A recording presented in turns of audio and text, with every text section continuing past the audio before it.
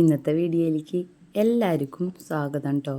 ഇന്ന് നമ്മളിവിടെ ഉണ്ടാക്കാൻ പോകുന്നത് ചോക്കോ ഡയറി ആൽമണ്ട് കേക്കാണ്. അപ്പോൾ അതിൻ്റെ റെസിപ്പിയിലേക്ക് പോവാം.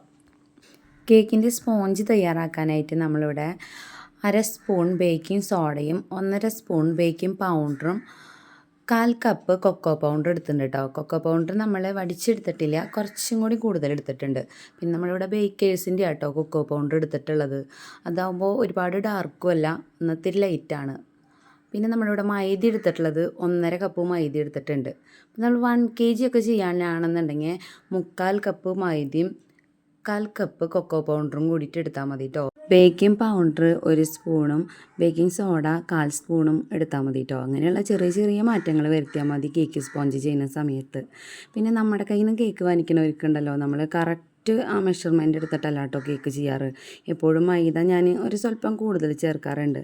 അപ്പോൾ കേക്ക് എന്തായാലും ചെയ്ത് വരുമ്പോൾ 1 kg കേക്ക് ഒരു 1.5 കിലോ അങ്ങനെയൊക്കെ ആവാൻ വേണ്ടിയിട്ടാട്ടോ. അപ്പോൾ അവർക്ക് വാങ്ങിക്കണവർക്കും ഒരു സന്തോഷമാണല്ലോ അങ്ങനെ ഇത്തിരി കൂടുതൽ കേക്ക് നമ്മൾ കൊടുക്കുമ്പോൾ. ഇതുപോലെയൊക്കെ കേക്ക് ചെയ്ത് കൊടുക്കുമ്പോഴാട്ടോ നമുക്ക് വീണ്ടും വീണ്ടും കേക്കിൻ്റെ ഓർഡർ കിട്ടാം നമുക്ക്. പിന്നെ നമ്മുടെ ഇൻഗ്രീഡിയൻസ് എല്ലാം നമ്മൾ 3 പ്രാവശ്യം നന്നായി അരിച്ച് മാറ്റി വയ്ക്കുക. ഒരു കട്ടകളോ തരികളോ ഒന്നും ഇല്ലാണ്ടിരിക്കാനാണ്. പിന്നെ നമ്മളിതിലേക്ക് ആവശ്യത്തിന് കോഴിമുട്ട എടുത്തിട്ടുണ്ട് കേട്ടോ. കോഴിമുട്ട നമ്മൾ ഒരു 6 കോഴിമുട്ടയാണ് എടുത്തിട്ടുള്ളത്. 6 കോഴിമുട്ടയിലേക്ക് നമ്മൾ ഒരു പിഞ്ച് ഉപ്പും ചേർത്തിട്ടുണ്ട് മധുരത്തിന് ബാലൻസ് ചെയ്യാനായിട്ട്. 1/2 സ്പൂണ് വാനില എസൻസും ചേർത്ത് നമ്മളതിനെ ബീറ്റ് ചെയ്തെടുക്കണം. ബീറ്റ് ചെയ്യുന്ന സമയത്ത് ഒറ്റയടിക്ക് സ്പീഡ് കൂട്ടരുത് കേട്ടോ. ആദ്യം നമ്മൾ ലോ സ്പീഡിലാട്ടോ ബീറ്റ് ചെയ്യേണ്ടത്. പിന്നെ ഒന്നിങ്ങനെ പതഞ്ഞ് വന്ന് തുടങ്ങുമ്പോഴാണ് ഹൈ സ്പീഡാക്കി നന്നായി ബീറ്റ് ചെയ്തെടുക്കേണ്ടത്. അപ്പോൾ നന്നായി ബീറ്റ് ആയതിൻ്റെ ശേഷം നമ്മളതിലേക്ക് 1/2 കപ്പിൻ്റെ അടുത്ത് നമ്മൾ സൺഫ്ലവർ ഓയിൽ ചേർത്തിട്ടുണ്ട് കേട്ടോ. എന്നിട്ട് നമ്മൾ ജസ്റ്റ് ഒന്ന് ബീറ്റ് ചെയ്തെടുക്കണം. പിന്നെ നമ്മൾ അരിച്ച് മാറ്റി വെച്ചിട്ടുള്ള മൈദ ഉണ്ടല്ലോ, അത് ഒരുമിച്ചിട്ട് ഇളക്കരുതേ, കുറച്ചീശ് ഇട്ടിട്ട് നമ്മളിങ്ങനെ ഫോൾഡ് ചെയ്ത് ഇങ്ങനെ എടുക്കണം. നമ്മൾ വീഡിയോയിൽ കാണുമ്പോൾ ഇത്തിരി ഫാസ്റ്റായിട്ടാട്ടോ കാണിക്കണേ. അങ്ങനെ എല്ലാ മൈദയും നമ്മളതിലിട്ടിട്ട് നന്നായി മിക്സ് ചെയ്തെടുത്തിട്ടുണ്ട് കേട്ടോ. പിന്നെ നമുക്കത് ഇത്തിരി ഡ്രൈ ആയി തോന്നിയിട്ടുണ്ടെങ്കിൽ കുറച്ച് പാലോ എന്തെങ്കിലും ചേർത്തിട്ട് മിക്സ് ചെയ്തൊന്ന് എടുക്കുക. പിന്നെ നമ്മൾ 2 പാത്രത്തിലാട്ടാ കേക്ക് ബേക്ക് ചെയ്തെടുക്കണം. ഇങ്ങനെ ബേക്ക് ചെയ്യണ സമയത്ത് നമുക്ക് കേക്ക് നല്ല ഹൈറ്റായിട്ട് കിട്ടുകയും ചെയ്യും. അങ്ങനെ നമ്മൾ ഒന്ന് ബാറ്റർ ഒഴിച്ചതിന് ശേഷം നന്നായി ടാപ്പ് ചെയ്ത് കൊടുത്തിട്ട് നമ്മൾ ഓവനിലേക്ക് വെച്ചിട്ടുണ്ട് കേട്ടോ. ഓവനിൽ ടൈമൊക്കെ എന്നിട്ട് നമ്മൾ സെറ്റാക്കി ഇട്ടിട്ടുണ്ട്. ഒരു 30 മിനിറ്റ് ആട്ടോ ടൈം കൊടുത്തിട്ടുള്ളത്. അങ്ങനെ കേക്ക് ഇതാ സെറ്റായി കിട്ടിയിട്ടുണ്ട്. നമ്മൾ കേക്ക് എടുത്ത് കഴിയുമ്പോൾ ഒന്ന് ജസ്റ്റ് നടുഭാഗത്തൊക്കെ ഒന്ന് കുത്തി നോക്കണം കേട്ടോ. വെന്തിട്ട് ഇല്ല എന്നുണ്ടെങ്കിൽ ഒരു 10 മിനിറ്റും കൂടി നമുക്ക് ഓവനിൽ വെക്കാം. അങ്ങനെ കേക്കൊക്കെ സെറ്റായി കഴിഞ്ഞപ്പോൾ നമ്മൾ അതിലേക്കുള്ള സിറപ്പ് തയ്യാറാക്കാനായിട്ട് ഞാനിവിടെ ഒരു 3/4 കപ്പ് പഞ്ചസാരയും 1 കപ്പ് സാധാരണ വെള്ളം എടുക്കുക. പിന്നെ നമ്മൾ ഒരു 1/2 കപ്പ് പാലും കൂടി ചേർത്തിട്ടാട്ടോ തിളപ്പിച്ചെടുക്കണത്. പാല് തിളപ്പിക്കാൻ വെച്ചതിൻ്റെ ശേഷം നമ്മൾ വിപ്പിംഗ് ക്രീം എടുക്കുന്നുണ്ട് കേട്ടോ ബീറ്റ് ചെയ്ത് വെക്കാനായിട്ട്. അപ്പോൾ നമ്മളിവിടെ എടുക്കണത് 1 kg ആണെന്നുണ്ടെങ്കിൽ 1/4 കപ്പൊക്കെ വിപ്പിംഗ് ക്രീം മതി.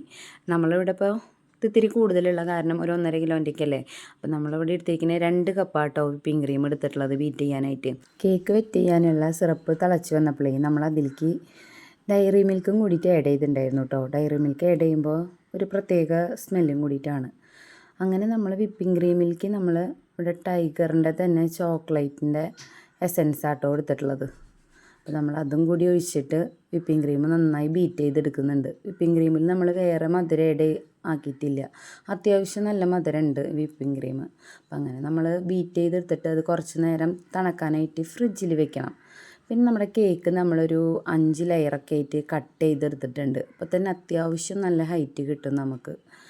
അങ്ങനെ നമ്മൾ കേക്കിലേക്കുണ്ടല്ലോ ആവശ്യത്തിന് ഗനാഷും കൂടി ഉണ്ടാക്കണമായിരുന്നു. അപ്പോൾ നമ്മൾ 2 ടൈപ്പ് ചോക്ലേറ്റ് ആട്ടോ എടുത്തിരിക്കുന്നത്. ഒന്ന് ഡയറി മിൽക്കും എടുത്തിട്ടുണ്ട് കുറച്ച്, പിന്നെ ഡാർക്ക് ചോക്ലേറ്റ് എടുത്തിട്ടുണ്ട്. അതിലേക്ക് നമ്മൾ ചെറിയ സ്പൂൺ വെച്ചിട്ട് ഒരു 3-4 സ്പൂണ് വിപ്പിംഗ് ക്രീം ആഡ് ചെയ്തിട്ടുണ്ട്. ഇത് ഡാർക്ക് ചോക്ലേറ്റ് ആയ കാരണം ഇത്തിരി കൂടുതൽ തന്നെ ഒഴിക്കണം. വൈറ്റ് ആണെന്നുണ്ടെങ്കിൽ ഇത്രയ്ക്ക് വേണ്ട. പിന്നെ നമ്മൾ അതിനെ മെൽറ്റ് ചെയ്ത് എടുത്തിട്ടുണ്ട് കേട്ടോ. അപ്പോൾ അരിച്ചൊന്നും എടുക്കേണ്ട ആവശ്യമില്ല. അത് നമ്മൾ ഫില്ലിങ്ങിലേക്ക് കൊടുക്കാനുള്ള കാരണം ഇത് അരിക്കേണ്ട ആവശ്യമില്ല. അങ്ങനെ നമ്മുടെ ഡാർക്ക് ചോക്ലേറ്റിൻ്റെ ഗനാഷൊക്കെ സെറ്റാക്കിയിട്ടുണ്ട്. പിന്നെ ഉള്ളിൽ ഫില്ലിങ്ങിനായിട്ട് നമ്മൾ എടുത്തിരിക്കണത് ആൽമണ്ടും കുറച്ച് ഓറിയോയുടെ ബിസ്ക്കറ്റ് എടുത്തിട്ടുണ്ട് കേട്ടോ. പിന്നെ ഡയറി മിൽക്കും കൂടി എടുത്തിട്ടുണ്ട്. പിന്നെ ഇതിനെ നമ്മൾ നന്നായി ഇങ്ങനെ പൊടിച്ചെടുത്തിട്ടുണ്ട് ഈ 3 കൂട്ടത്തിനെ. അങ്ങനെ നമ്മൾ കേക്ക് സെറ്റ് ചെയ്യുക കേട്ടോ. അപ്പോൾ ബോർഡിലേക്ക് ആദ്യം തന്നെ നമ്മൾ കുറച്ച് വിപ്പിംഗ് ക്രീം പുരട്ടി കൊടുക്കണം. അതേപോലെ നമ്മൾ കേക്ക് തെന്നി നീങ്ങാണ്ടിരിക്കാനായിട്ട് നമ്മൾ ആദ്യം ചെയ്യേണ്ടതാണ്. പിന്നെ ആദ്യത്തെ ലെയർ വെച്ചു, പിന്നെ നമ്മൾ സിറപ്പ് വെച്ചിട്ട് നന്നായി വെറ്റ് ചെയ്ത് കൊടുക്കണം കേക്കിനെ. പിന്നെ കേക്ക് അത്യാവശ്യം നല്ല സോഫ്റ്റ് തന്നെയാണ് കേട്ടോ. പിന്നെ നമ്മൾ ആദ്യത്തെ ലെയർ വിപ്പിംഗ് ക്രീം ഇട്ടിട്ട് നമ്മൾ എല്ലായിടത്തേക്കും എത്തുന്ന തരത്തിൽ നൈഫ് കൊണ്ട് വെച്ച് കൊടുക്കണം. പിന്നെ നമ്മൾക്ക് അതിലാദ്യം പിന്നെ നമ്മൾ ഉണ്ടാക്കി വെച്ചിട്ടുണ്ടായിരുന്ന ഗനാഷ് ഉണ്ടല്ലോ, ആ ഗനാഷാണ് കേട്ടോ ആദ്യം നമ്മൾ സ്പ്രെഡ് ചെയ്ത് കൊടുക്കണേ. അപ്പോൾ ഗനാഷ് വെച്ചിട്ട് നമ്മൾ പിന്നെ അതിൻ്റെ സൈഡിലുള്ള വിപ്പിംഗ് ക്രീമൊക്കെ നമ്മളൊന്ന് ഉള്ളിലേക്ക് ആക്കി കൊടുക്കുക. പിന്നെ നമ്മുടെ ബിസ്ക്കറ്റും ആൽമണ്ടും ഡയറി മിൽക്കും അങ്ങനെ എല്ലാം അതും ഇട്ടിട്ട് ഫില്ലിങ് ഇട്ട് നമ്മൾ അതിൻ്റെ മേലെ നമ്മൾ വീണ്ടും കുറച്ച് ചോക്ലേറ്റിൻ്റെ ഗനാഷും കൂടിയിട്ട് ആക്കി കൊടുക്കണം കേട്ടോ. അപ്പോൾ നമ്മൾ കഴിക്കുന്ന ടൈമിലുണ്ടല്ലോ ഒരു പ്രത്യേക സ്വാദ് തന്നെയാണ് കേക്ക് കഴിക്കുമ്പോൾ.